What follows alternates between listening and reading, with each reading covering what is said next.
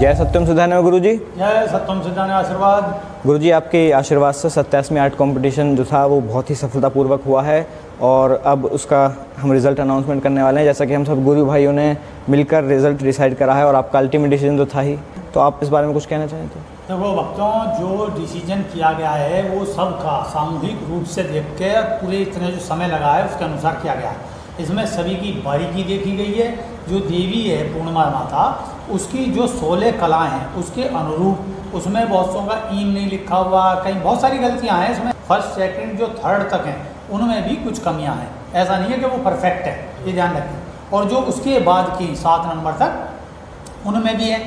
तो है क्या, जैसे श्रीभग पीठ है, मतलब जो नवांग आसन बोलते हैं देवी जिस पर बैठा हुआ है, उसका चित्रण है जो ओरिजिनल में वो सामने से है और कुछ में नीचे से करके।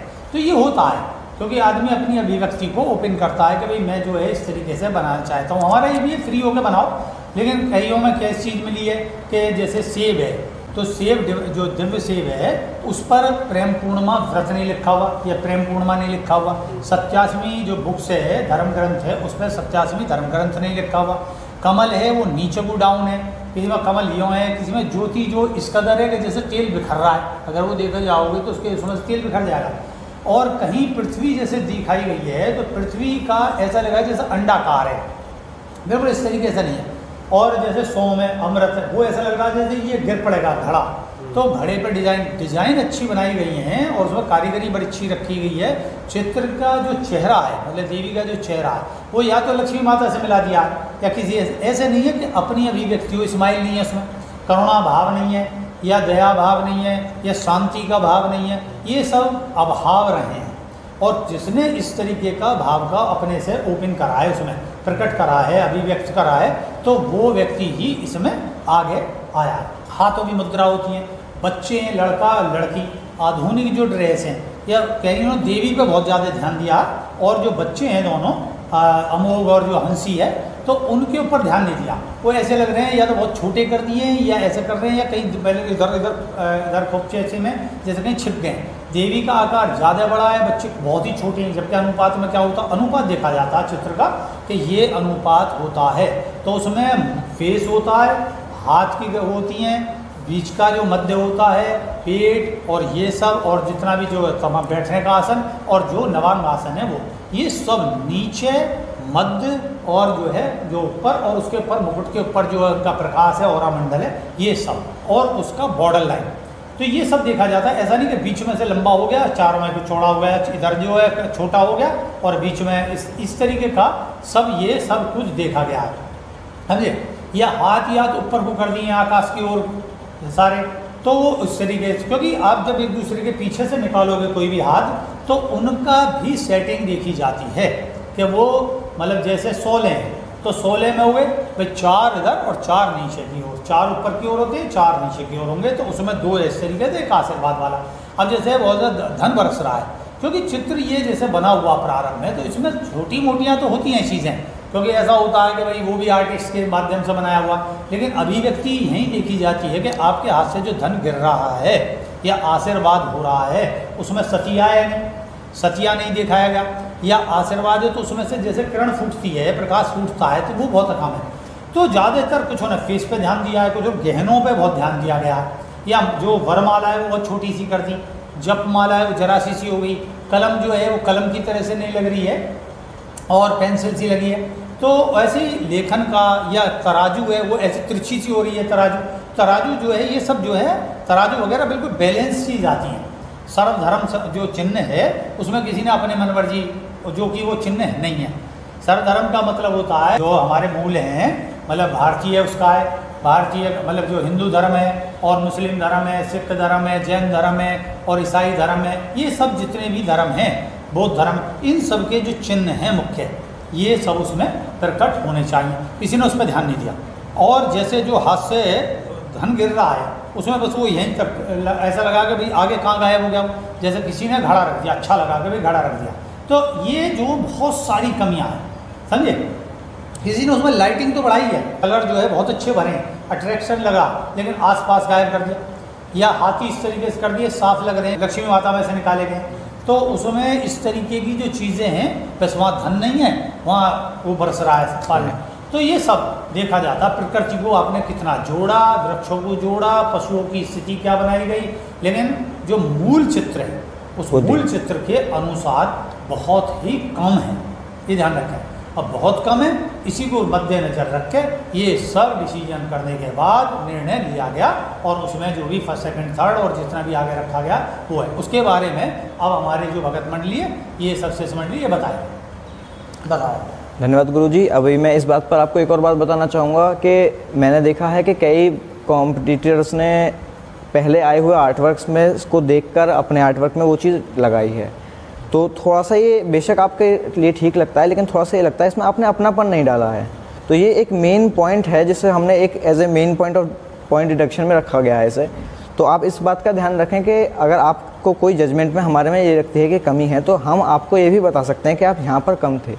जैसे कि किसी ने किसी दूसरे आर्टवर्क में से कोई चीज़ अपने उस आर्टवर्क में लगा ली है, या किसी ने कि लगभग ऑलमोस्ट दूसरे का आर्टवर्क सही है सेम। तो जैसे कि कई लोगों ने ये भी कहा है कि जी डिजिटल आर्टवर्क है, आपने डिजिटल आर्टवर्क को पेंसिल आर्टवर्क से कैसे आप उसे जज कर सकते हैं, बिल्कुल सेम लेवल तो होता नहीं है दोनों का। तो मैं इस बात को बताना चाहूँगा, आप भी देखेंगे कि हमारे टॉप 10 में, या आप देखेंगे जो हमारे उसमें हैं, तो आप देख सकते हैं डिजिटल और पेंसिल या शेड या जो भी आपने आर्टवर्क करा है उसमें बहुत फ़र्क दिखाई देगा आपको। कई माध्यमों में कई बार देखेंगे आप कि आपको डिजिटल आर्टवर्क कम मिलेगा उसके मुकाबले जो आपने पेंटिंग बनाई है। तो इसी पर अब हम आगे बढ़ते हैं। अब हमारा अगला पॉइंट है, हम आपको बताएंगे जजमेंट क्राइटेरिया क्या था हमारा जजमेंट क्राइटेरिया जैसे कि हमारे 4 पॉइंट पे हमने डिसाइड करा था। सबसे पहला पॉइंट था हमारा देवी।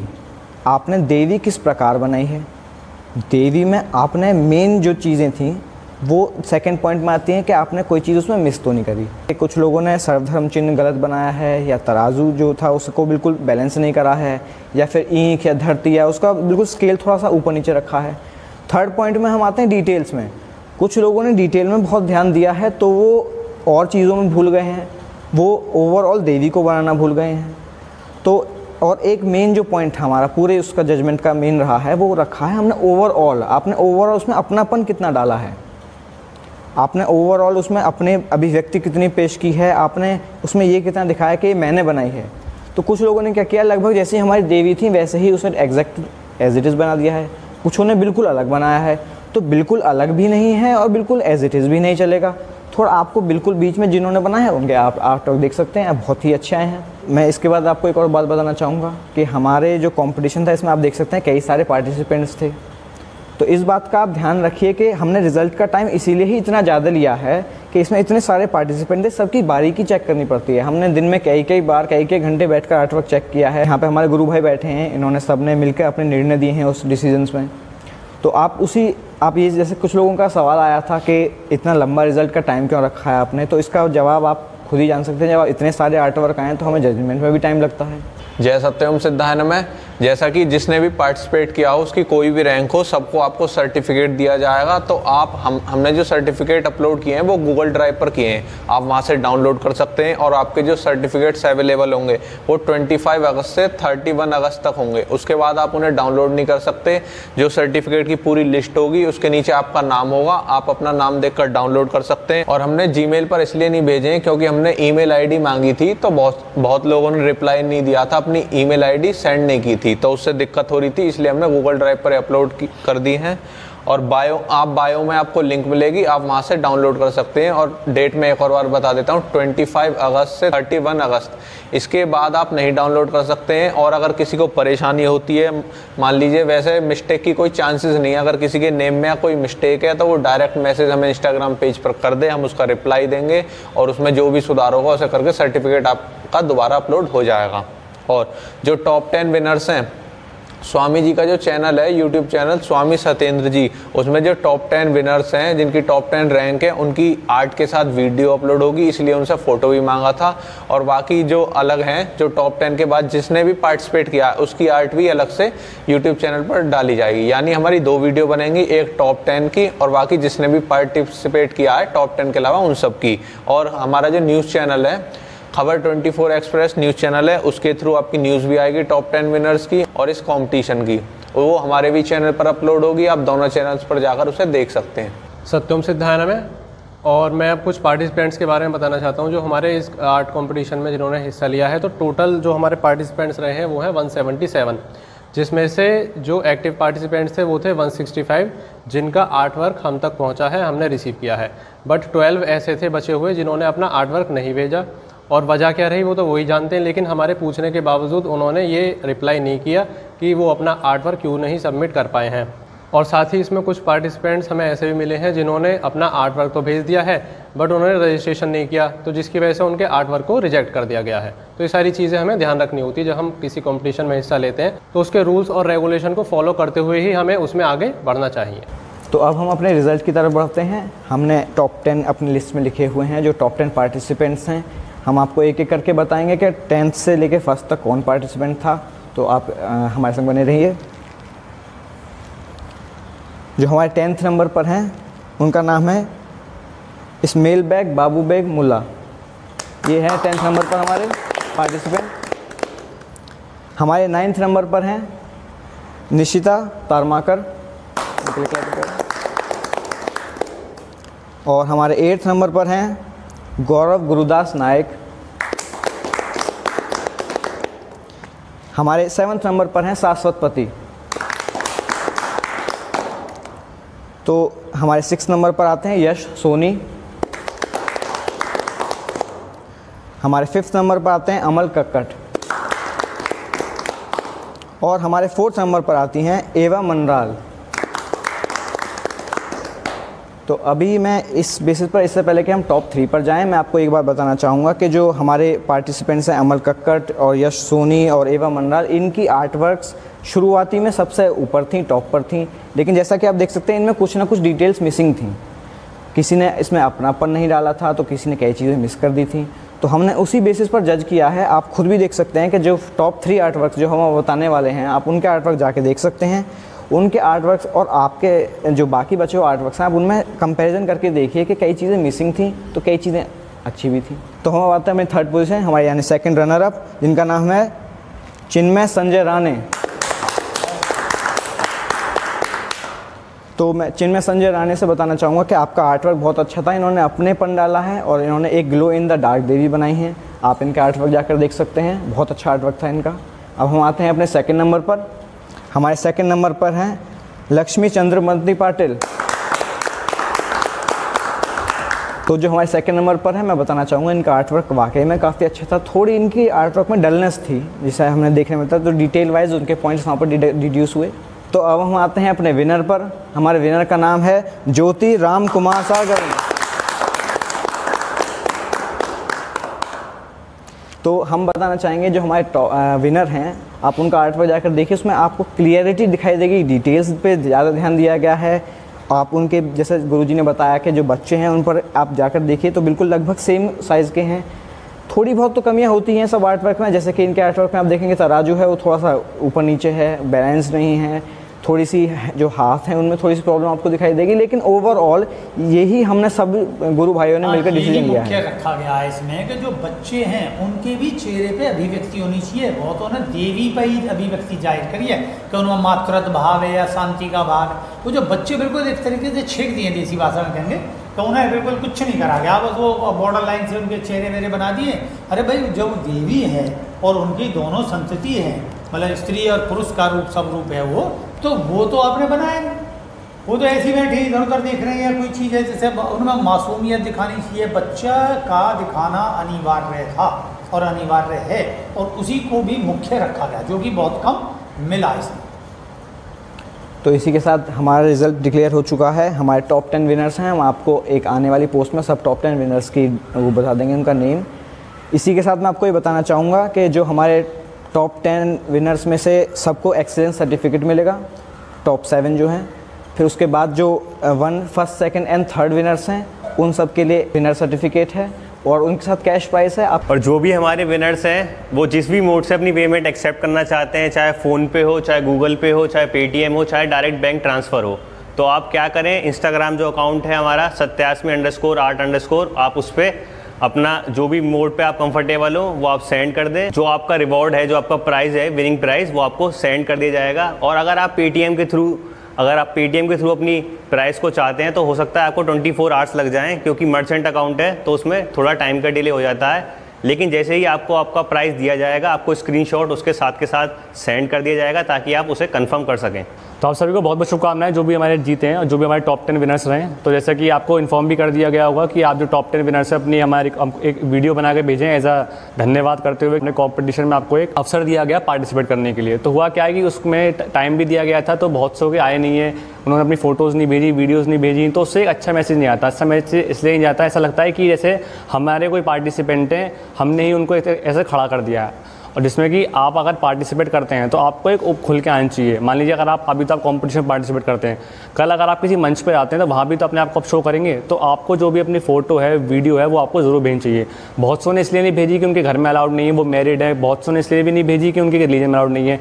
तो बेटर है अगर आप नहीं भेज सकते तो आप इतना भेज सकते हैं कि आप अपना एक काम करिए, अपना एक पेज निकालिए, आप पेज पे हमें एज अ धन्यवाद लिख के भेज सकते हैं। जो भी आप अपने राइटिंग में लिखना चाहें कि मैं धन्यवाद करता हूँ गुरु स्वामी सत्येंद्र जी महाराज को, उनकी मंडली को, कि उन्होंने हमें एक अवसर दिया कि हम पार्टिसिपेट कर पाए।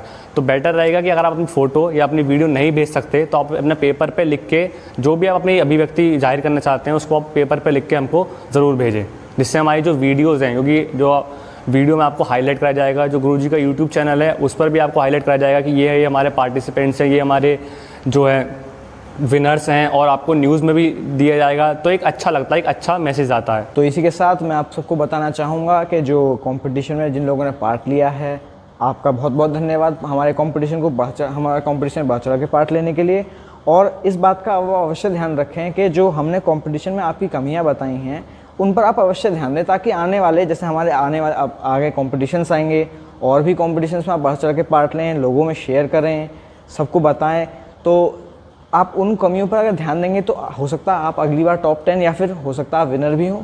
तो हमारे आने वाले कॉम्पिटिशन्स को आप ज़्यादा से ज़्यादा शेयर करें। अगर हमारे कॉम्पिटिशन में हमें लगता है कि काफ़ी सारे पार्टिसिपेंट्स आए हैं तो हम अपनी विनिंग प्राइस बढ़ा सकते हैं या फिर आप कुछ ऐड ऑन कर सकते हैं उसमें। तो आप जितना हो सके उतना बढ़ा चढ़ के भाग लें। आपका बहुत बहुत धन्यवाद, आपने इस कंपटीशन को बहुत ही सफल बनाया है। अब हमारे गुरुजी कुछ शब्द कहना चाहेंगे। देखो भक्तों, जो सभी विजेता हैं उनको शुभकामनाएं। वो जैसे कि हमने बताया उस अनुसार और चित्र में अपना उन्नति करें, प्रोग्रेस करें, और आगामी जो भी मिशन की ओर से प्रतियोगिता कराई जाएंगी उनमें प्रतिभागी और जो उसकी पुरस्कार है ये सब बढ़ाया भी जा सकता है। हमारा जो मुख्य उद्देश्य है वो क्या है? वो है आपकी अधिक से अधिक आपकी प्रतिभा है उसकी अभिव्यक्ति कितनी ज़्यादा शानदार है, ये सब ध्यान रखें, समझे। एक मंच दिया है आपको और इसको देखते हुए देखिए अनेकों, इससे पहले कोई ऐसे खास कमीशन नहीं होते थे, अब इसी को देखते हुए अब काफ़ी कमीशन प्रारंभ हो गए। तो यही विषय होता है, लेकिन क्या होता है उनका उद्देश्य और है, मिशन का उद्देश्य इसको विकास करना है। तो ये एक प्रकार का विकास मंच है, इसमें एक तरीके से आप खूब भाग लें और अपनी जो चीज़ें जो भी आपका विषय है उसको अधिक से अधिक शेयर करें, डालें, अपने पे आईडी से भेजें, तो इससे विकास होता है और लोगों को पता चलता है। ये नहीं कि आपने अपने पास ही रख ली वो चीज़, तो ऐसा ना करें। इससे क्या है कि जो आपका और भी इंटीरियर में होती हैं, जो ग्रामीण एरिया में या कहीं इस तरीके से छिपा हुआ व्यक्ति होती है, छिपी प्रतिभाएं होती हैं, वो भी उजागर होती हैं। तो मैं ज़्यादा ना कह के आशीर्वाद देता हूँ और आगामी प्रतियोगिता में मिलेंगे। जय सत्यम सिद्धाय नमः। जय सत्यम सिद्धाय नमः।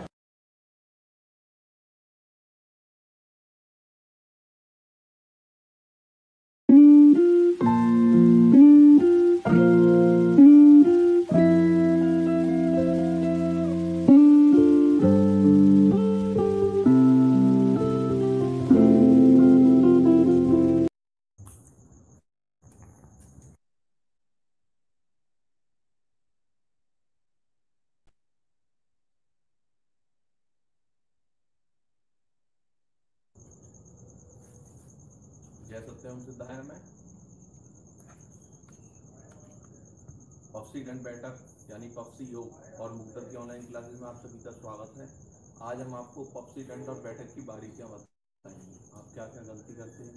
अभी लास्ट 3 वीडियोस में हमने पफसी गण के बारे में थोड़ा सा एक्सप्लेन किया था, शायद लास्ट 15 मिनट्स में, लेकिन आज हम इस पूरी वीडियो में आपको लाइव यानी करीब आधे घंटे 25 मिनट से आधे घंटे इसी के बारे में बताएंगे कि लोग ज़्यादातर पप्सी डंड और बैठक के बारे में क्या गलतियाँ करते हैं, क्या बारीकियाँ। कल यानी पिछले एपिसोड में हमने बताया था पप्सी बैठक सही तरीके से कैसे करें। इसमें हम ये भी बताएंगे पूरा गलत तरीके से लोग कैसे करते हैं, ताकि आप बारीकियों को देखें। अभी गुरु भाई मोनी शुरू लिखिए और मैं साथ के साथ समझा करूँगा। और दूसरी जो डंडे हैं वो पप्सी डंड से मतलब वो गलत डंड क्यों है ये भी बताएंगे। बिगड़ा हुआ स्वरूप क्यों है उसका पप्सी डंड का और कैसे वो बिगड़ी, ये सब बताया जाएगा। गुरु भाई मोनी आ चुके हैं।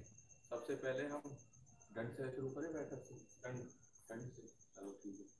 डंड में पहले मैं बताता हूँ पप्सी डंड की साइंस। एंगल्स देखो 3 तरीके से होते हैं। एक, किसी भी डंड का जो कंपैरिजन होता है वो 3 से 4 बेसिस पे हम कर सकते हैं।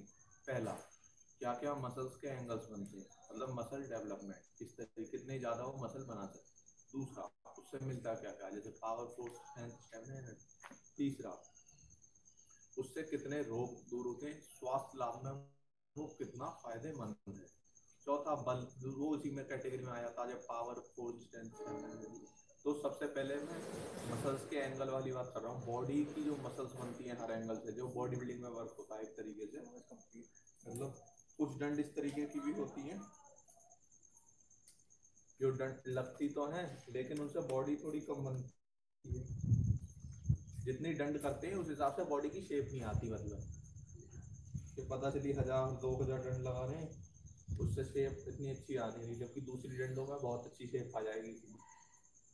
गुरुवाई मोनिश पप्सी डंड, पहले मैं बता दूं पप्सी डंड से बॉडी कैसे डेवलप होती है, बॉडी के क्या क्या एंगल बनते हैं। फर्स्ट स्टेप में बताऊं, फर्स्ट स्टेप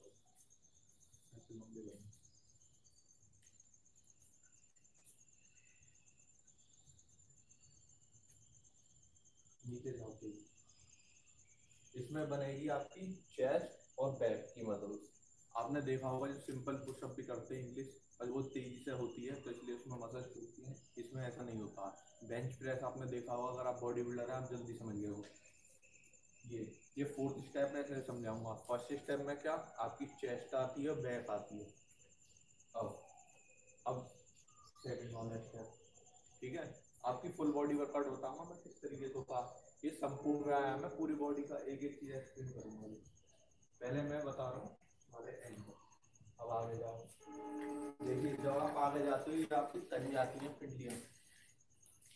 ये जब पंजों से आगे जाते हो पिंडलियां तन जाती है। ये बाइसेप्स का एंगल बनता है इस तरीके से, अगर आपने देखा होगा पुलअप्स वाला। दूसरा, ये इंक्लाइन प्रेस बनता है, जो अगर आप बॉडी बिल्डिंग करते हो तो ऊपर को चेस्ट की, अपर चेस्ट के लिए उठ जाओ, इंक्लाइन प्रेस। और ये बेंच प्रेस वाला एंगल, चेस्ट की मतलब अपर चेस्ट, लोअर चेस्ट, चेस्ट का फुल वर्कआउट है। पुलअप जो करते हैं इस तरीके से बाइसेप्स का, इस वाली जब सेकंड और थर्ड स्टेप में बाइसेप्स का वर्कआउट होता है। जब पंजों से आगे के बल जाते हैं तो ये काफ मसल्स, पिंडलियां बिल्कुल तन जाती हैं। उसके बाद अब होगा और हाँ, जब आगे जाते हैं रिस्ट वर्कआउट, आपने देखा होगा जिम में रिस्ट का वर्कआउट करते हैं इस तरीके से, रिस्ट वर्कआउट। इससे क्या होता है, आपकी पंजा लड़ाने की क्षमता बढ़ती है। फुल बॉडी वर्कआउट है। अब ये आएगा फोर्थ स्टेप, गुरु भाई सीरत करेंगे सर। तीनों स्टेप जल्दी से करके और ऊपर उठो।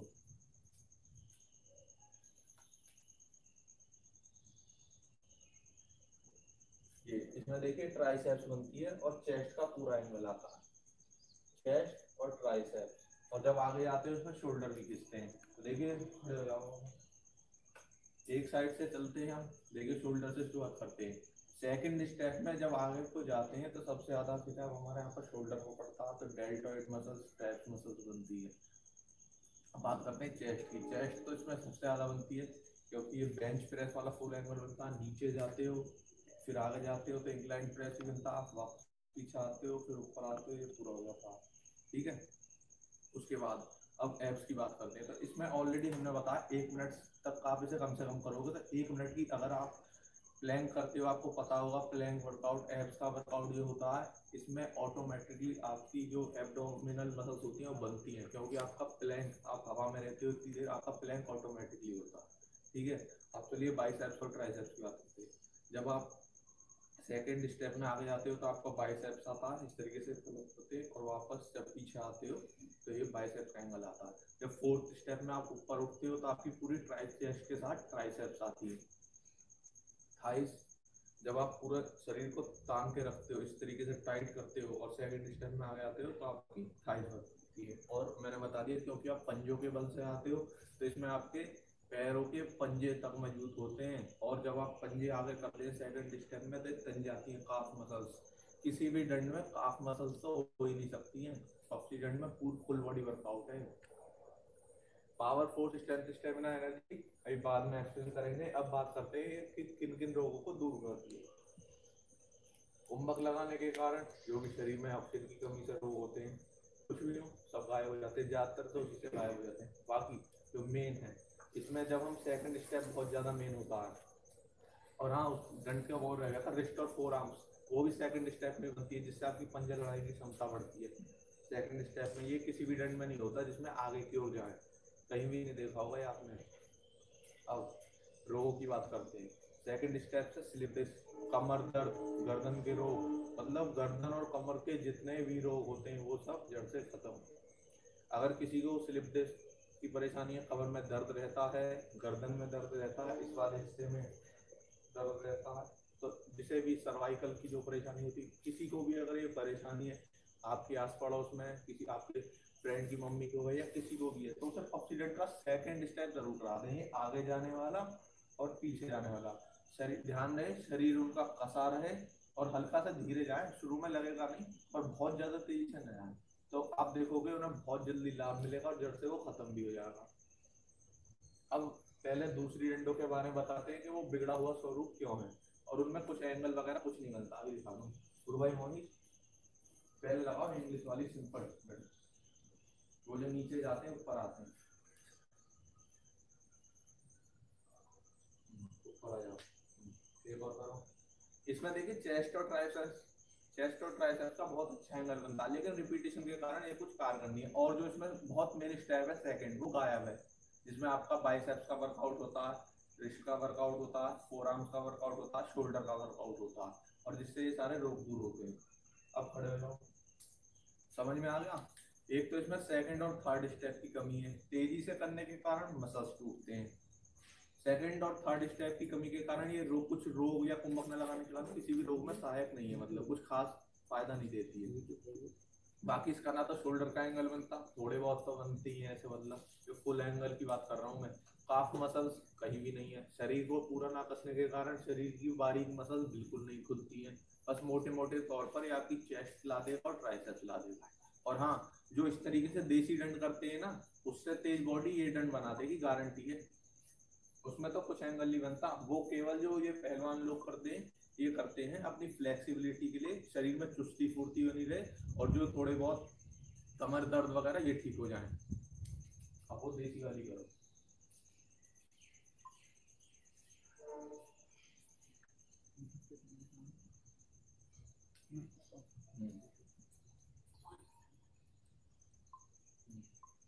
इसमें देखिए ये आप यहाँ से इसके वजन से खींच लेते हैं तो आपका हाथों पे कुछ खास जोर नहीं पड़ता। ये चुस्ती फुर्ती के लिए करते हैं, जो सपाटे करते हैं पहलवान, इसमें उठ भी जाते हैं इस तरीके से।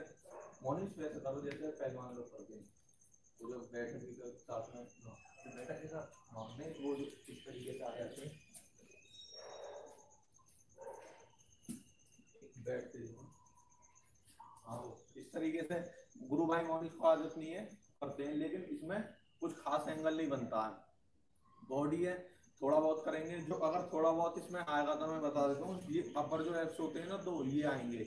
लोअर चेस्ट का थोड़ा सा एंगल बनेगा, इस तरीके से जाते हैं, चेस्ट का कुछ खास एंगल नहीं बनता, थोड़े हाथ बाहर रहते हैं, बाइसेप्स ट्राइसेप्स का कुछ खास एंगल नहीं बनता। और जब ऊपर आते हैं ना तो यहाँ पे जोर से खींच लेते हैं, लेकिन क्योंकि वो बहुत लगाते हैं पहलवान, आपने देखा होगा हजारों में लगाते हैं, उन्हें अपना स्टेमिना बढ़ाना होता है, क्योंकि उन्हें जोर लगाना होता है, कुश्ती के दांव पेच तो वो हिलते रहते हैं पूरे टाइम, तो इसलिए केवल ये वो पर्पज होता है। और जो पहलवानों में ताकत आती है वो जोर लगाने के कारण आती है, भारी वजन खींचते हैं, वो जोर करते हैं, उससे आती है, दंड से नहीं आती। अब वो वाली जो हिंदू पुशअप जो राममूर्ति दंड कह देते हैं कुछ लोग, वो करके दिखाओ। इसलिए बिगड़ा हुआ स्वरूप है, देख लीजिए। जो बॉडी बिल्डर लोग हैं, जो बॉडी बिल्डिंग करते हैं, एक मिनट हटो, वो इसे और जल्दी समझ जाएंगे। जिन्होंने माइंड पर बैरियर लगा रखा है उन्हें थोड़ा टाइम लगेगा समझने में। तो देखो इस तरीके से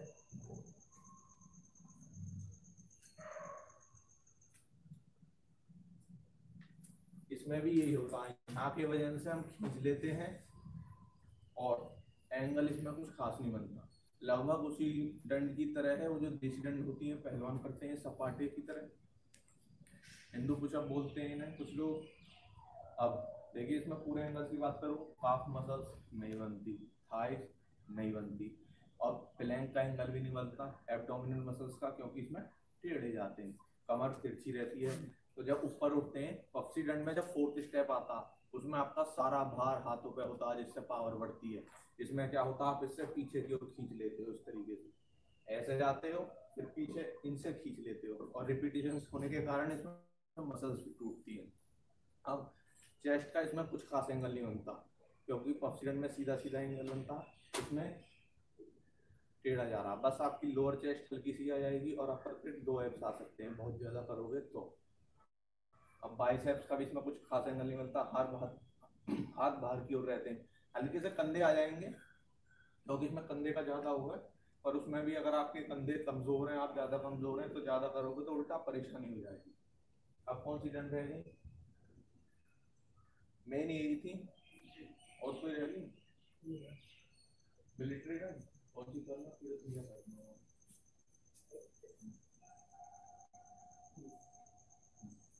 इसमें क्या करेगा, इसमें बस दूसरा एंगल बन जाता, हाथ अंदर की ओर रहते हैं चेस्ट के अलग अलग एंगल्स के लिए। लेकिन देसी दंड अगर आप देखिए बॉडी बनाना चाहते हैं तो ये जो देसी दंड है ना, इनसे तेजी से इंग्लिश बना देंगी, गारंटी है, क्योंकि इसमें चेस्ट और ट्राइसेप्स का सीधा सीधा एंगल बनता, और इसमें देसी वाली में कुछ नहीं, ये केवल चुस्ती फुर्ती और फ्लेक्सिबिलिटी के लिए है। और ज्यादा देर तक पहलवान लोग इन्हें इसलिए करते हैं क्योंकि उन्हें कुश्ती लड़नी होती है बहुत टाइम तक, वो जोर लगाते रहते हैं, प्रैक्टिस करते हैं, पहलवानों से लड़ते हैं, स्टेमिना बढ़ाना होता है, बस ये पर्पज होता है। बाकी अब बैठक की बात करते हैं। हाँ, उसमें धैर्य नहीं रहा, इसलिए ये बिगड़ी, इसलिए वो बताता हूँ, धैर्य नहीं रहा। जो लोग लगाते होंगे उन्हें भी लगता होगा शुरू में पक्षी दंड लगाते वक्त धीरे धीरे कि नहीं, अब एक में जैसे मान लिया हमने कहा 3 लगाओ, उन्हें लगता है वो 3 में कुछ नहीं, तो 5 कर लेते हैं। फिर वो टाइम ना बढ़ाने की वजह कहते हैं चलो 2 और कर लेते हैं। फिर क्या करते हैं, वो उन्हें आगे जाने वाले स्टेप में मजा नहीं आता, वो वापस मतलब वहीं से वहीं ऊपर उठने लगते हैं, इस तरीके से बिगड़ जाती है। या आगे जाने में जोर पड़ता है तो ऊपर करके उठने लगते हैं, कमर टेढ़ी रहती है उनकी।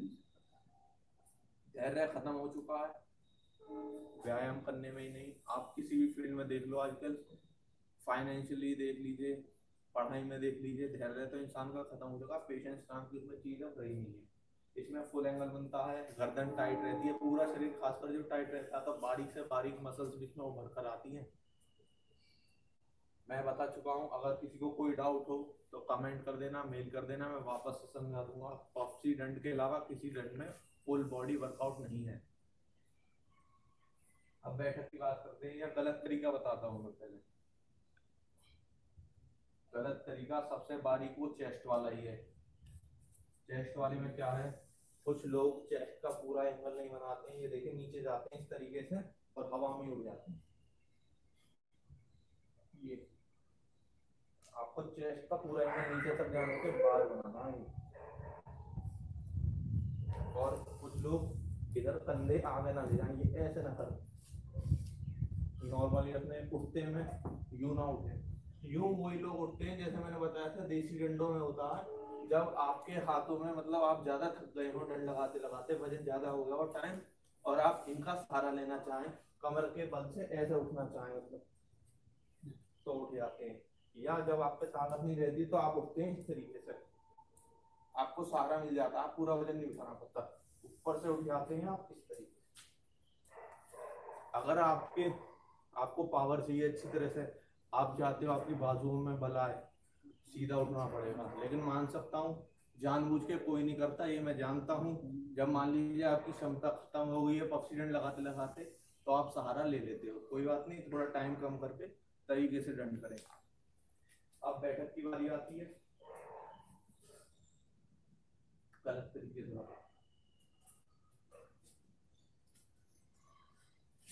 ये मैं बता चुका हूँ। पहलवान लोग किस लिए करते हैं, वही अपनी चुस्ती फुर्ती, उन्हें लंबा वर्कआउट करना होता है, पहलवानी करनी होती है फ्लेक्सिबिलिटी के लिए।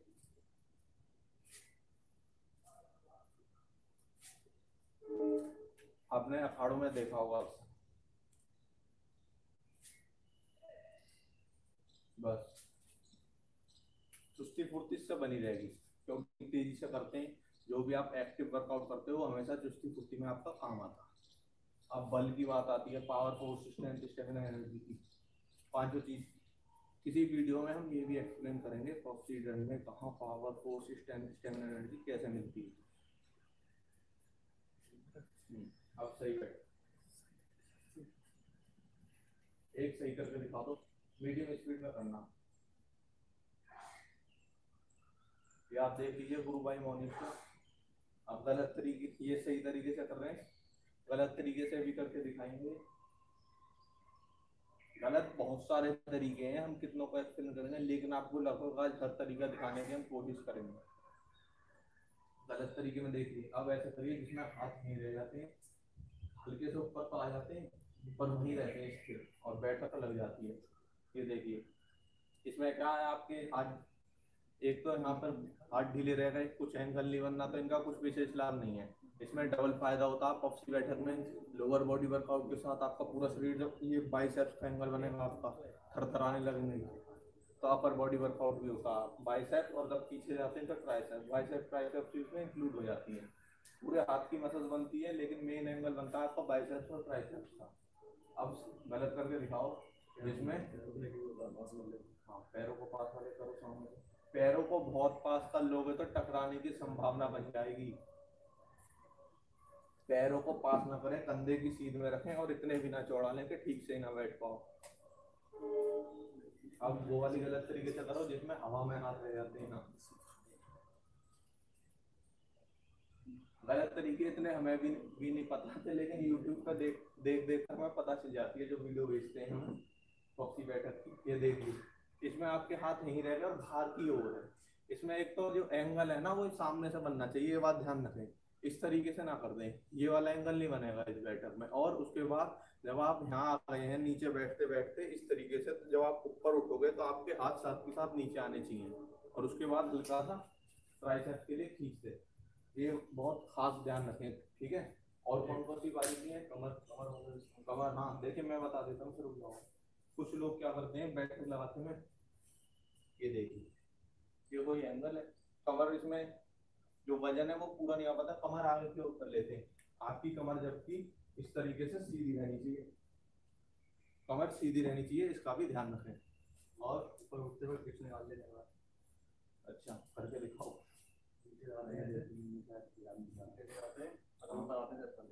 हाँ ये देखिए कमर की बात है, इसमें कमर आपको सीधी रखनी है। बहुत छोटी छोटी बारीकियां, पॉप्सी दंड के बाद पॉप्सी बैठक की भी प्रतियोगिता आएगी।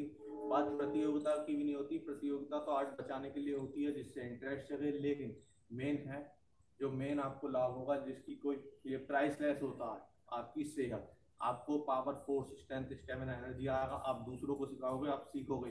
पॉप्सी दंड बैठक आना अपने आप में ही एक प्राइज है, सही तरीके से। अब आप और गलत तरीका कौन सा गुरु भाई होंगे,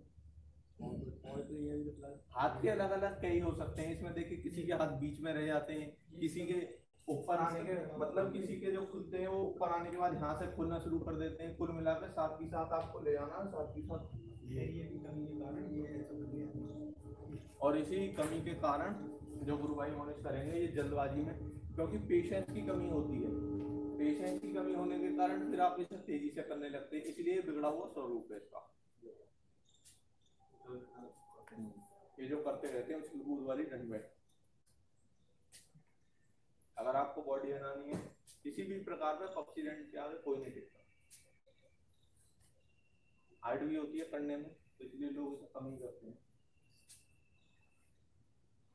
सही करना, सही हाँ दंड की और बारीकियां बता देते हैं, दंड किस तरीके से गलत करते हैं वो एक बार बता देता हूँ। वैसे लास्ट 3 वीडियोस में वो है दंड की, लेकिन हो सकता है आप 3 वीडियो ना देखना चाहो या आपने ना देखी हो, तो मैं इसमें एक और बार एक्सप्लेन कर देता हूँ। उसमें हमने बताया था आपके घुटने टाइट रहने चाहिए, नीचे फर्स्ट स्टेप कौन ही आपकी अंदर की ओर रहे। पहले पोजीशन में आ जाओ, उसी में बता दूंगा।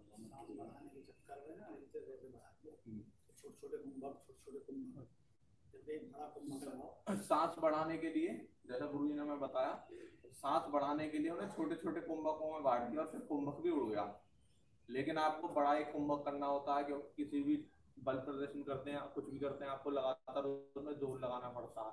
छोटे छोटे कुंभकों में बांटा गया उसे, फिर बिना कुंभक के भी कर दिया गया। ऐसे ही धीरे धीरे बिगड़ती गई। कंधे की सीधाई में हाथ होने चाहिए, घुटने कसे रहे, कमर सीधी रहे, नीचे जाना हुआ मोने। ये पौनी अंदर की ओर हो, ये पौनी हाँ ना हो जाए, अंदर की ओर रही। ये फर्स्ट स्टेप की बारी। सेकंड स्टेप कर दो, पैरों के पंजे से आगे जाए, हाथ स्थिर रहे, कंधों को बहुत आगे ना करना, इस तरीके से पीछे आओ और गर्दन सीधी रहे, आंख मतलब नीचे। देखिए ऐसा ना उठाएं गर्दन ना अंदर की ओर।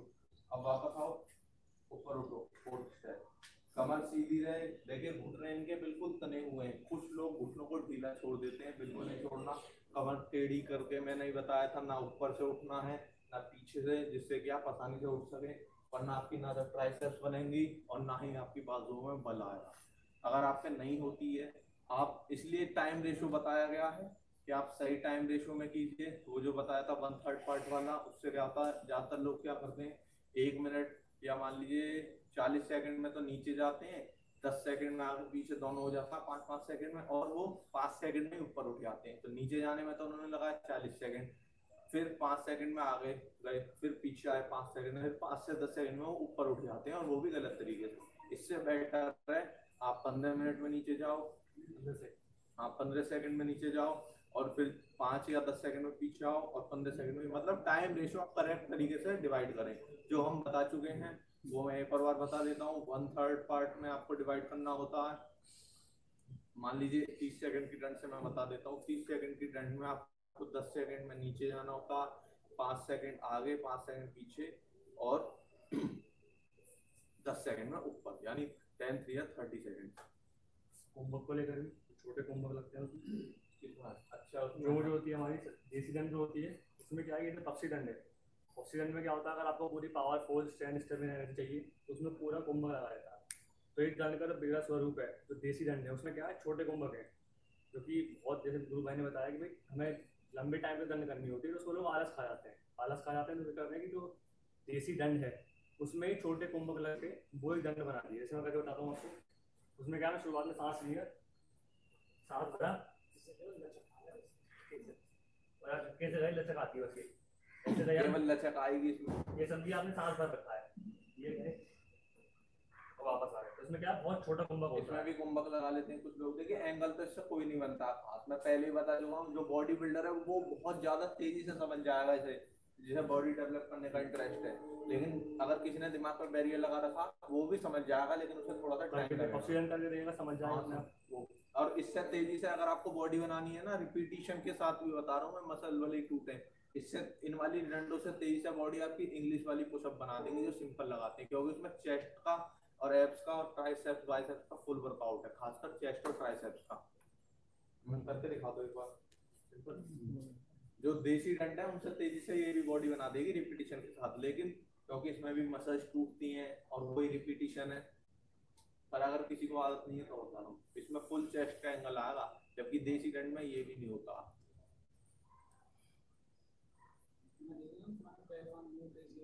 इसलिए आप देखोगे अक्सर आप पहलवानों को देखोगे, उन्हें केवल कुश्ती से मतलब होता है, बल होना चाहिए उनमें, जोर लगाते हैं, इसलिए वो भारी भारी वजन खींचते हैं, आपस में जोर करते हैं, और इसलिए पहलवानों की जो बॉडी मिलती है हल्के से वो फैटी हो जाते हैं, चेस्ट कुछ खास नहीं मिलती, मोटे मोटे मिलते हैं, केवल इसी के। क्योंकि पहलवान हजारों में लगाते तो उनकी बहुत अच्छी चेस्ट आती, लेकिन उनका जो मेन काम होता है वो होता है स्टेमिना बढ़ाना, ज्यादा से ज्यादा कुश्ती लड़ना, और कुश्ती की जो आर्ट है उनका केवल उस पर ध्यान होता है कि हमें आर्ट करनी है, दूसरे को पटकना है, बॉडी शो का उनका ध्यान नहीं होता। टाइम हो गया, ठीक है, तो कल मिलते हैं, आज का टाइम हो चुका है। और भी बारीकियां बताएंगे, मुद्गर व्यायाम की बारीकियां, मुद्गर व्यायाम किस तरीके से अच्छे से करें, मुद्गर व्यायाम से किस तरीके से फुल बॉडी वर्कआउट करें, और पक्षी दंड बैठक को लेकर और भी बारीकियां हम लेकर आते रहेंगे। जब तक के लिए जय सत्यम सिद्धार्थ।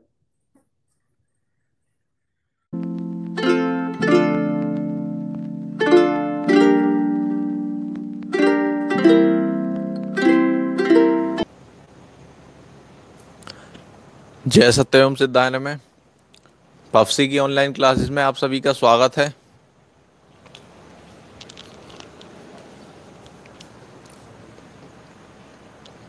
जय सत्यम सिद्धायन में मुक्तर व्यायाम और पफसी योग की ऑनलाइन क्लासेस में आप सभी का स्वागत है। कल हमने जो अनेक प्रकार की डंडे होती हैं उनमें क्या कमियां हैं, किस प्रकार वो पफसी दंड का बिगड़ा हुआ स्वरूप है, ये सब समझाया था। जो कुछ दंड आज रह गई हैं, आज हम उनकी बारीकियां, उनमें क्या कमी है वो भी बताएंगे।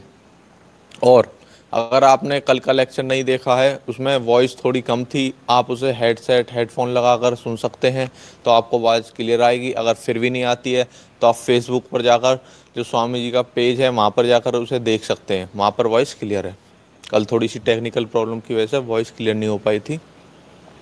आज हमारे गुरु भाई तीरथ भी हमारे साथ हैं, कल ये मुक्तर व्यायाम कर रहे थे, तो आज ये भी अनेक प्रकार की डंड लगा कर दिखाएंगे जो बिगड़ा हुआ स्वरूप है। तो तीरथ भैया पहले कौन सी डंड लगाओगे आप? अक्सर अपने ये पंजे मोड़ के ये करते हैं। कौन सी लगा के दिखाओ? साइड से दिखाओ, साइड से दिखती है। ये देखिए एक प्रकार की डंड ये है, पता नहीं क्या नाम है इसका। ये देखिए, बस इसमें आपका चेस्ट और ट्राइसेप्स का एंगल बनता है। सिंपल पुशअप की तरह है जो इंग्लिश पुशअप होती हैं, या सिंपल जिसे हमें मिलिट्री डंड भी कह देते हैं क्योंकि वो शायद आर्मी में भी लगाई जाती हैं। इसमें देखिए, इसमें हम अपने शरीर जो नेचुरल बॉडी है, नेचुरल फिजिक है, उसके विपरीत जा रहे हैं। इसमें कौन ही निकलने के चांसेस रहते हैं। अगर जरा सा जर्क लग गया, आपका जरा सा हाथ फिसला अपनी जगह से, तो समझिए कौन ही आपकी बाहर है, या यहाँ पर कुछ पेन आ जाएगा, या मसल पेन हो सकता है, वो बोन्स में कुछ डिफेक्ट हो सकता है।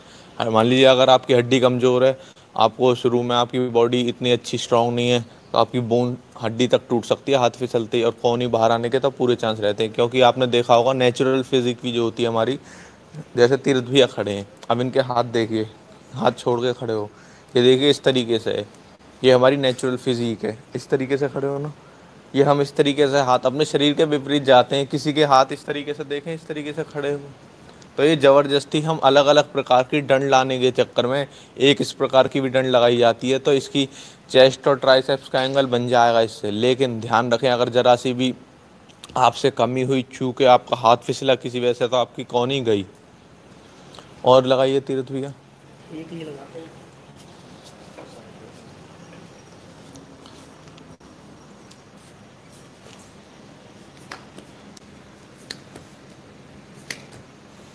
ये कौन सी होती है, क्या नाम है इसका?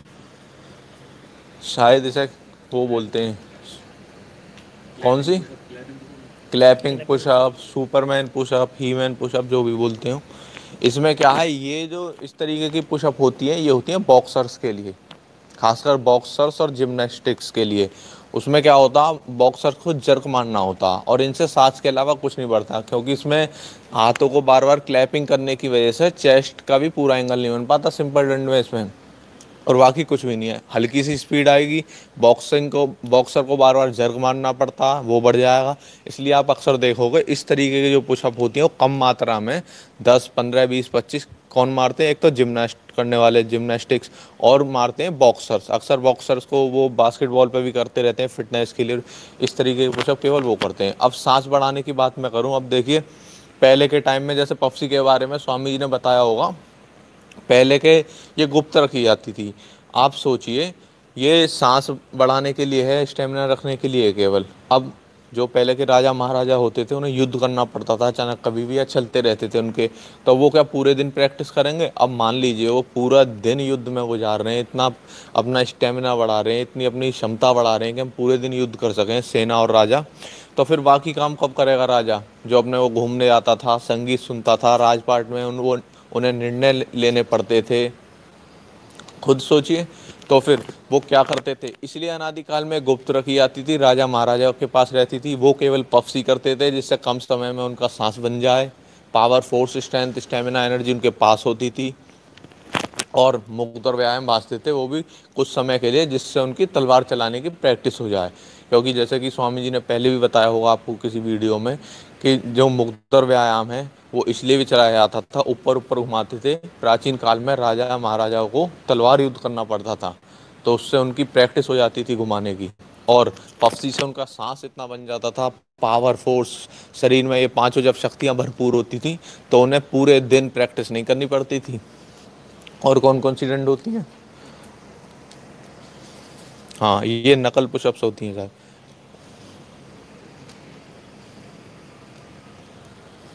ये सिंपल है, इन दोनों से तो बेस्ट है ये, आपके हाथ मजबूत हो जाएंगे। ये अगर आप बॉक्सर हैं या कुछ भी, फुल एंगल है चेस्ट का। इससे पहले जो दो थी वो तो बिल्कुल बेकार है, उसके मुकाबले ये बेस्ट है, क्योंकि इसमें कम से कम आपकी चेस्ट ट्राइसेप्स का एंगल बनेगा। ज़्यादा रिपीटिशन करोगे मसल तो टूटेगी, लेकिन पुशअप अच्छी है। लेकिन इसमें power, force, strength, stamina, energy कुछ नहीं मिलने वाला। स्टेमिना मिलेगा, रिपीटिशन करोगे, पावर हल्की बहुत आ जाएगी, फोर्स भी ना के बराबर ही आएगी, एनर्जी तो इसमें लॉस्ट ही होती है ऑलमोस्ट अगर आप बहुत ज़्यादा करोगे। और कौन सी होती है? और हाँ, ये वन हैंड से, अरे इन्हें तो रहने दीजिए, गुरुजी ने बता दी थी। अगर इनके बारे में जानना, मैं भी थोड़ा सा बता देता हूँ। इसमें शरीर का एक साइड बाहर आ जाता है, इससे खींचते हैं, उठते हैं। ये केवल शोबाजी की होती है। आपने गुरुजी की लास्ट वीडियो में, जिसमें गुरुजी ने एक तो जो ऊपर रख लेते थे, ये इस तरीके से नीचे की ओर जो सिर रख कर पुशअप करते थे वो, और इस पुशअप के बारे में बताया था। इनसे भी कोई विशेष लाभ नहीं होता। उसमें क्या होता है, ब्लड आपका आगे की ओर आ जाता है। इसमें क्या होता है, एक हाथ पे आपका भार होता है। इसे आप प्रॉपर तरीके से नहीं कर सकते, टेढ़े मेढ़े हो जाओगे। यहाँ पर मसल पेन आ गया तो जरा से टेढ़े होते हैं, क्योंकि इसमें हम ज़बरदस्ती उठने की कोशिश करते हैं इस तरीके से। और उठते जो है हम इसका सहारा लेके, हाथ से ज़्यादा कमर की तरफ से खींच कर उठते हैं, कमर का ज़्यादा सहारा लेते हैं, हिप्स का और कमर का। और कौन सी होती है तीरथ भैया? और वैसे देखो तो कई बार वीडियोस में, हमने बहुत पहले एक बार वीडियोस देखी थी, उसमें उसका टाइटल था 30 types of pushup, 50 type of pushup. तो पता नहीं सब अलग अलग निकालते रहते हैं कौन कौन सी। ये तो वो है जो अक्सर देखने, मोटे मोटे तौर पर देखने में जाती हैं। फिर तो आप कुछ भी करते रहो, एक टांग इधर करके उसके नई पुशअप बना दो। हाँ, एक ये होती है, बस बस बस। इसमें भी क्या होता है, power, force, strength, stamina, energy कुछ नहीं मिलेगा। इसमें भी आपके चांस होते हैं, अगर आप किसी गुरु बिना सीखे, किसी गुरु सानिध्य में नहीं कर रहे, तो इसमें भी आपके नचकाने का चांस रहता है। इसमें चेस्ट का एंगल बनता है, लेकिन प्रॉपर वाला नहीं बनता है। वैसे वो जो शुरू की दो थी, उनसे इन और इससे तीनों से बेटर नकल पुशअप थी, पर उसमें भी power, force, strength, stamina, energy नहीं मिलने वाला। जो पफसी डंड है उसमें आपको power, force, strength, stamina, energy पांचों शक्तियां मिलेंगी। रोग दूर करने की क्षमता जो है वो उसकी मैं एक्सप्लेन कर चुका हूं, और किस तरीके से वो फुल बॉडी वर्कआउट है। ये भी इनमें से कोई सी भी पुशअप फुल बॉडी वर्कआउट नहीं है। जो मैंने समझाया था, पफसी से पैर के पंजे से लेके गर्दन तक एक एक अंग बारीकी से, एक एक अंग फौलादी बनता है, पूरा एक्सप्लेन करा। किसी भी पुशअप में नहीं मिलेगा, वो आसपास भी नहीं है कोई। और आप देखोगे, आप अगर आपको भी कोई पुशअप पता हो या इस प्रकार की डंड लगाते हैं, तो आप खुद भी देख सकते हैं, क्योंकि इतना समझ में आ जाता है जब उसे करोगे। ये क्या कर रहे हो तीरथ भी आप? पफसी वाली तो तेजी से करो, अभी प्रैक्टिस थोड़ी ना कर रहे, एक्सप्लेनेशन चल रहा। इतनी भी तेज मत करो, चलो ऊपर आ जाओ। अब एक थोड़ी धीरे धीरे करना। इसमें एक बार देख लीजिए आप, तीरथ भैया बिल्कुल सही डंड कर रहे हैं। जो लोग गलतियां करते हैं, देखो मैं यहीं से एक्सप्लेन करता हूँ, धीरे धीरे नीचे जाओ, गर्दन सीधी, कमर बिल्कुल सीधी, पैरों के बीच में हल्का सा गैप, घुटने टाइट, कोहनी और कमर के बीच में हल्का सा गैप, यानी कोहनी बाहर निकल ली हो। अब देखिए, यहाँ से पैरों के पंजे से तीरथ भी आगे जाएंगे बिल्कुल सीधे, ठीक है। अब यहीं रुकेंगे, यहाँ से बनती है, देखें पिंडली, किसी भी ये किसी पुशअप में नहीं मिलेंगे, आपकी जांघें बनती हो। और जब यहाँ पर पिट्यूटरी ग्लैंड पे जोर पड़ता है, पीछे आ जाओ, पिट्यूटरी ग्लैंड पे जब जोर पड़ता है आपकी पीयूष ग्रंथि पे, तो वो जो हाइट बढ़ाने का जो हार्मोन होता है वो भी रिलीज होता है उसमें से। चलो अब ऊपर आओ सीधे सीधे, ये देखिए फुल बॉडी वर्कआउट है ये। जिन लोगों की हाइट रुकी हुई है, हाइट नहीं बढ़ रही, वो ज़रूर करें इसे, क्योंकि जब आपकी पिट्यूटरी ग्लैंड पे जोर पड़ेगा। स्वामी जी ने बहुत अच्छे से एक वीडियो में एक्सप्लेन करा, आप उसे ज़रूर देखें। अगर आपके किसी फ्रेंड की हाइट नहीं बढ़ रही है तो आप उसकी ज़रूर हेल्प करिए, पफसी डंड बताइए। और तीरथ भैया और कौन सी, और भी कोई डंड है जो आपने कभी देखी हो, किसी को करते हुए देखा हो? यही कर देंगे लोग। ये डायमंड पुशअप होती हैं।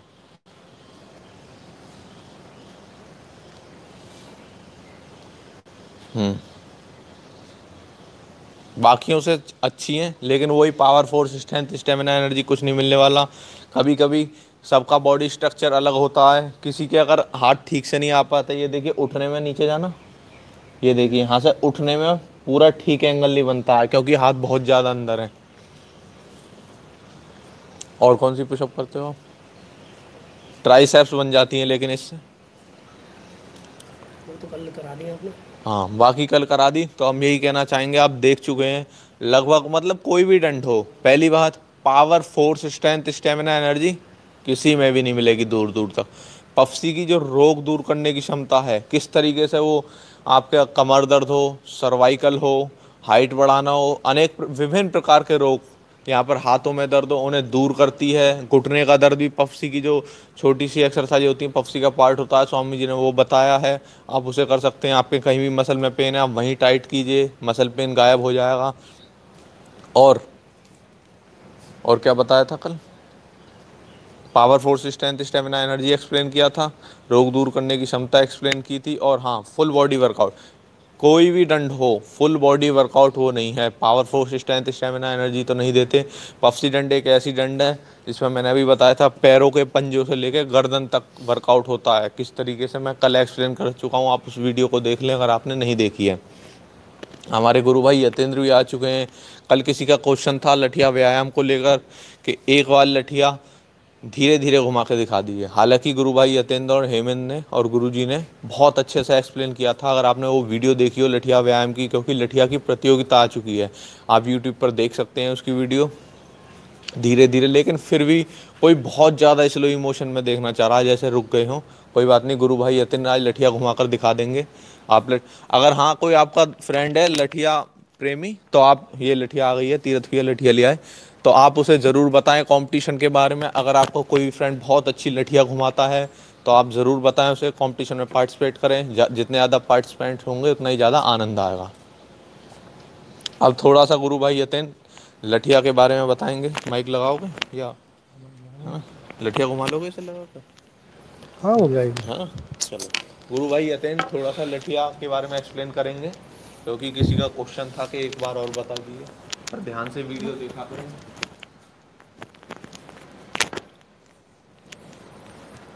लठिया भी आपको घुमाने आनी चाहिए। लठिया भी हमारी प्राचीन कला है, क्योंकि प्राचीन काल में आपने देखा होगा हमारे बड़े बुजुर्ग वो लाठी ही बजाते थे चोरों पर जब भी मौका मिलता था उन्हें।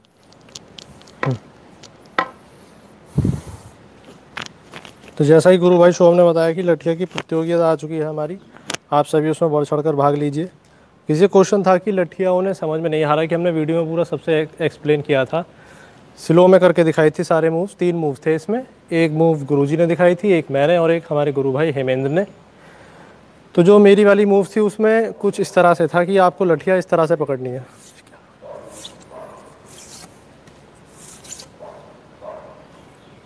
इस तरह से रहेगी हाथ सीधा आपका। तो इसमें मूव जो है वो लठिया की, वो सेकंड मूव है मेरी, वो स्पिन है, यानी कि लठिया का घुमाव है उसमें हमारे शरीर के चारों ओर 360 डिग्री एंगल पर घूमेगी। कैसे घूमेगी? ऐसे रखेंगे आप सीधे हाथ को, यहाँ से टर्न लेगा ये हाथ, हल्का सा सीधा हाथ है आपका, जैसे इसमें पकड़ेंगे, यहाँ से टर्न लेगा, एक टर्न लेके यहाँ रुक जाएगी। फिर यहाँ से आपको एक टर्न यहाँ देना है। ये फिर से दिखाता हूँ। जब यहाँ से हम यहाँ जाएंगे, साइड में आ गए, साइड में आने के बाद अपने हाथ को फिर एक बार घुमा देंगे, इस तरह से कर लेंगे अपना हाथ, यानी कि आपकी जो रिस्ट है, जो पिछला भाग है आपकी हथेली का, वो आपके सामने होगा। फिर इसे यहाँ ले जाकर दूसरे हाथ से पकड़ लेंगे हम। दूसरे हाथ से पकड़ने के बाद पहले आप पीछे से, आगे से ही देख लीजिए, फिर से ले आएंगे यहाँ से, ऐसे लाने के बाद यहाँ पकड़ेंगे, इस तरह से लाने के बाद फिर ये आपकी यहाँ जाएगी। यहाँ आपकी एक सर्कल कंप्लीट हो गया। पीछे से दिखा देता हूँ मैं एक बार। जैसे हाथ तो आपका ऐसे ही रहेगा,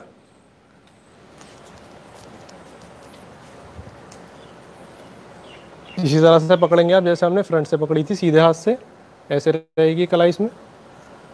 यहाँ से जाएगा, यहाँ टर्न लेगा एक इस तरह से, फिर यहाँ आने के बाद दूसरा हाथ पकड़ लेगा ऐसे, यहाँ पे ऊपर से पकड़ लेगा वो इसको, सीधे हाथ के ऊपर से। फिर यहाँ से एक घुमाव देगा इसे इस तरह से, तो यहाँ आ जाएगा। फिर यहाँ से एक टर्न लेगा, फिर ये आगे आ जाएगा। पीछे से एक बार देख लीजिए।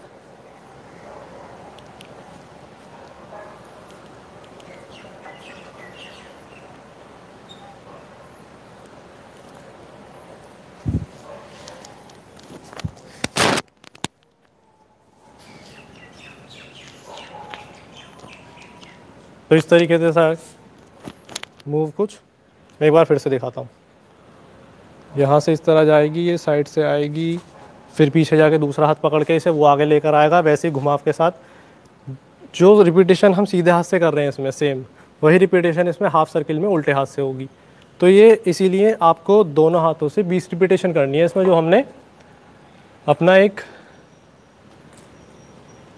रूल बनाया है कि लठिया आपको 20 रिपीटेशन दिखानी है, 1 मिनट के अंदर दिखानी है। ये आप जानती होंगे कि ये कंपटीशन इंस्टाग्राम पे हो रहा है।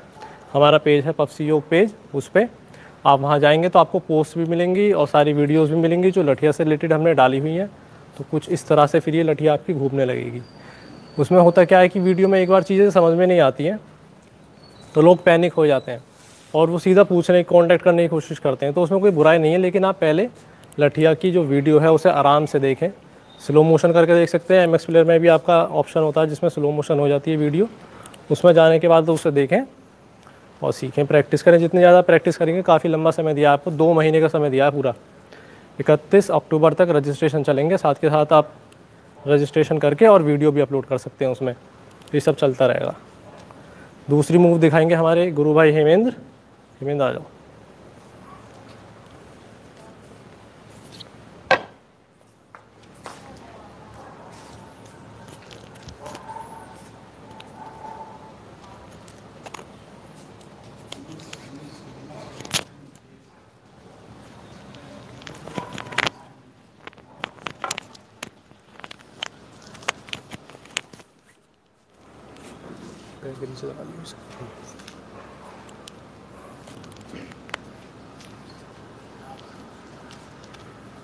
देखिए, थर्ड मूव जो है, जो फर्स्ट मूव गुरु जी ने करा था और सेकंड मूव हमारे गुरु भाई यतेंद्र ने करा था, तो मैं आपको थर्ड मूव करा के दिखाऊंगा।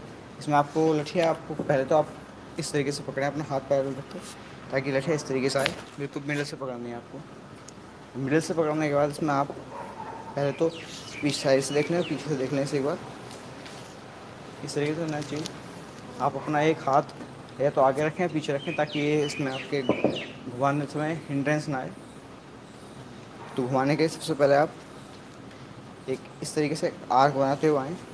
जब आप इस तरीके से एक आर्क बनाएंगे तो यहाँ आकर लठिया और आपके जो है एल्बो के बीच में इस तरीके का एंगल बन जाएगा। तो यहाँ से आप इस तरीके से घुमा सकते हैं इसे।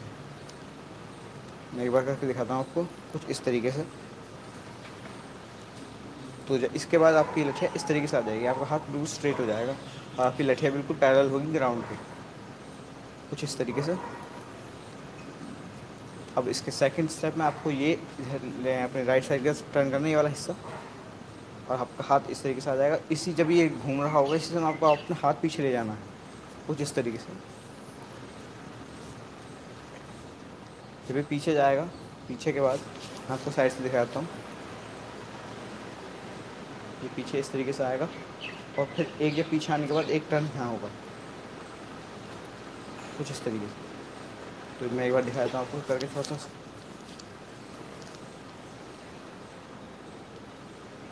तो अब इसके बाद ये हमारा थर्ड स्टेप था। इसके बाद फोर्थ स्टेप आता है जो कि जिसमें कंप्लीशन जब आपका यहाँ आ जाता है तो आपको दोबारा से अपनी कोहनी को अंदर की तरफ लाना होता है, कुछ इस तरीके से, ताकि ये वापस उसी स्टार्टिंग पोजीशन में आ जाए। इससे 4 स्टेप हैं, कुछ इस तरीके से। फर्स्ट,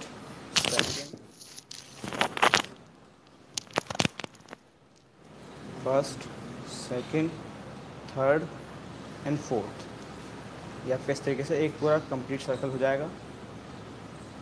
तो आप इस तरीके से एक बार मैं आपको करके दिखा देता हूँ।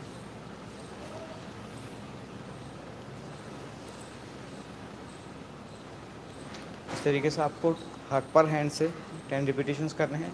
बाकी सारी डिटेल्स हमने आपको इंस्टाग्राम पर आपको प्रोवाइड करा दी हैं कंपटीशन के लिए। ऐसे ही आपको लेफ्ट हैंड से करना है, सेम वही प्रोसीजर रहेगा, बस जहाँ पर राइट की तरफ मुड़ना था वहाँ पर लेफ्ट की तरफ मुड़ेगा, कुछ इस तरीके से।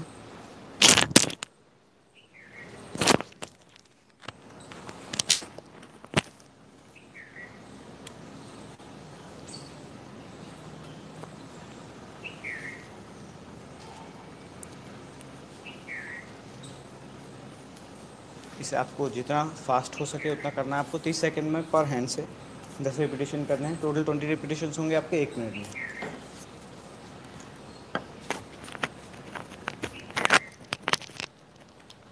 तो गुरु भाई शुरू आएंगे।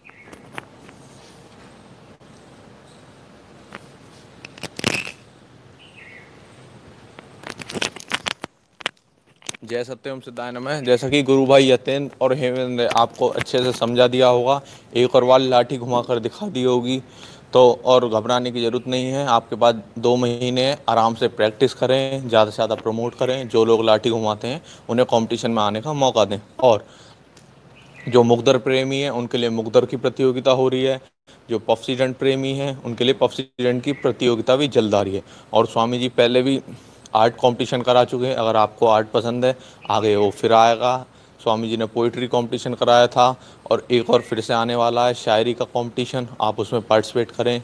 कुल मिलाकर लगभग हर प्रकार की आर्ट का कंपटीशन हम करा रहे हैं मोटे मोटे तौर पर।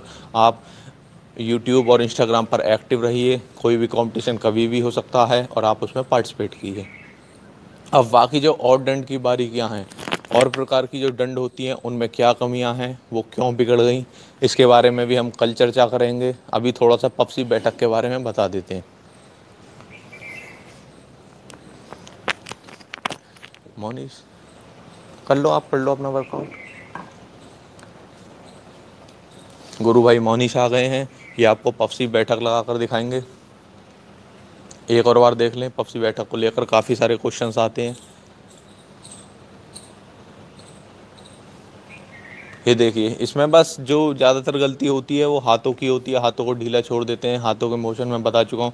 जब आप नीचे जाएंगे, 1 मिनट यहीं बैठना, नीचे जब आप जाते हो घुटनों को मोड़ते मोड़ते तो आपकी थाइज नीचे जाती हैं, एड़ी और हाथ ऊपर उठते हैं। अब ऊपर उठो, और जब आप ऊपर उठोगे तो आपकी थाइज ऊपर जाएंगी, धीरे धीरे आपकी एड़ी और हाथ नीचे आएंगे। बस इन 3 चीज़ों का ही खेल है इसमें।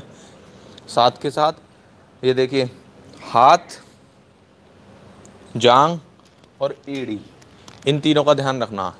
हाथ और एड़ी एक साथ जब नीचे जाएंगे तो ये हाथ और एड़ी ऊपर और जांग नीचे, और जब ऊपर आएंगे जांग ऊपर, हाथ और एड़ी नीचे, बस। और बाकी आपको पोजीशन का ध्यान रखना। एक और बार बता देता हूँ, सामने से बस खड़े हो जाओ। इसमें अलग से एक्सरसाइज करने की जरूरत नहीं पड़ती। आपको हज़ारों दंड बैठक लगाने की कोई आवश्यकता नहीं पड़ेगी। और जो आप बिना बात ये पंजों पर बहुत बहुत देर करते रहते हो पिंडली बनाने के लिए, कोई ज़रूरत नहीं पड़ेगी। जब आप पीछे खींचोगे, एड़ी उठाने के बाद जो ट्राइसेप्स का एंगल बनाते हैं, आप जब वहाँ पर 5 सेकंड कसोगे खुद को तो पिंडली पूरी तरह से खिंच जाएंगी, बूस्टअप हो जाएंगी।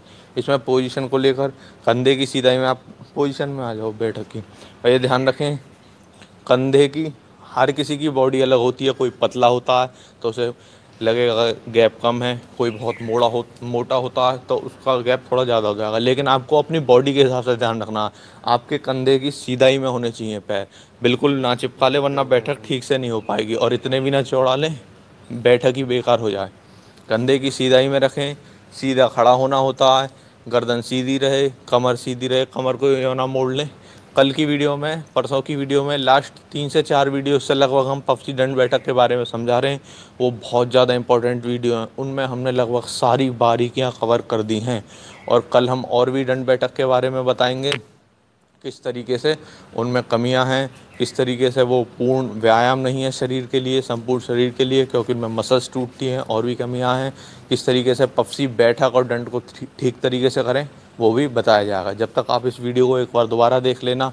गुरु भाई तीरथ ने पफसी डंड करके बताई थी सही तरीके से, उसमें बॉडी की बारीकियां देख लें। उसे देखने के बाद आप अपनी वीडियो बनाएं, खुद को देखें, ताकि आपको ये भी पता चले। कई बार क्या होता है, दूसरों को देख के लगता है हाँ मैं ऐसा ही कर रहा हूँ, लेकिन जब आप पफसी डंड या बैठक कर रहे हैं, आप खुद को नहीं वॉच कर सकते।